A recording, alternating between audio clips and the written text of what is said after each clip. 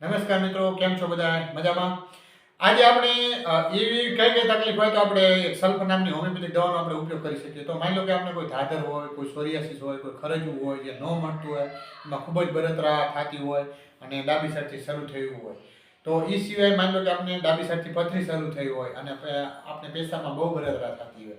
એ સિવાય બહેનો હોય તો એમાં માસિક હોય, એમાં માસિક બહુ ઓછું આવતું હોય અથવા સફેદ પાણી બહુ બળતરા થતી હોય, બહુ વાસ મારતી હોય, બહુ પીડા પડતા હોય.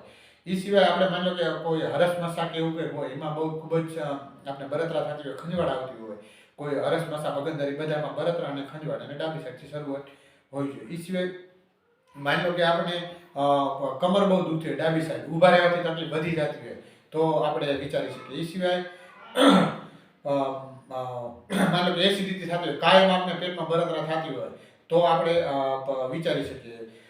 પણ સાથે સાથે આપણે ડાબી સાથે શરૂ હોવું જોઈએ. પેશન્ટથી ગરમી સહન ન થતી હોય છે, તરસ બહુ લાગતી હોય છે અને મીઠાઈ તો એટલી ભાર મીઠાઈ વગર તો રહી ન હોતું હોય. જો આ બધા લક્ષણો મળે તો આપણે સલ્ફર નામની હોમિયોપેથિક દવાનો સારામાં સારો આપણે ઉપયોગ લઈ અને આપણી તાસી આપણે સુધારી શકીએ.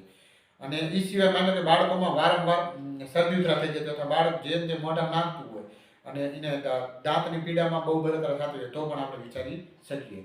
તો આ બધા જો લક્ષણો હોય, નાનેથી માંડી મોટેથી કોઈ પણની તાસીર બગડી ગઈ હોય, તો આપણે આવા લક્ષણો જો આપણો વાઇટલ મતલબ કે આવા લક્ષણો હોય તો આપણે તાસીર સલ્ફર નામની દવાથી સુધારી શકીએ અને કાયમી આમાંથી રાહત મેળવી શકીએ. Thank you.